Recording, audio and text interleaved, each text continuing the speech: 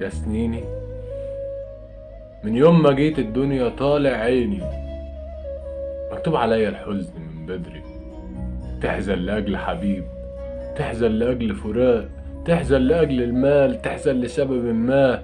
كل الحياة محزنة، تضحك ودي المشكلة، فيفكروك تمثال ويقولوا شكله تمام، وما يعرفوش انك حزين وحزنك خام.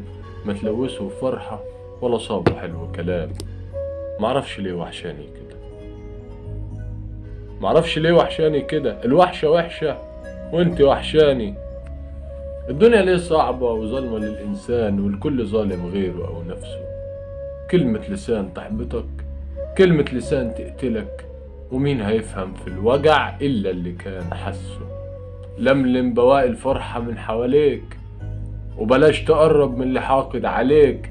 ما تروحش تلمس شوك، أكيد ده صايب إيديك. أنا زيك هنا ونفسي أحافظ عليك. أنا فت سكة طويلة وجاي بأثر عليك.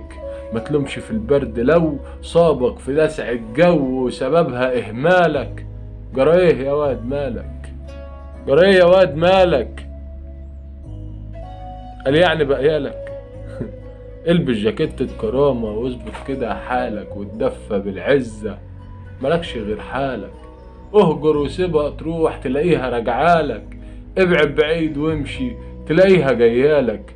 ما تلومش نفسك تقول كان السبب اهمالك. جرى ايه يا واد مالك؟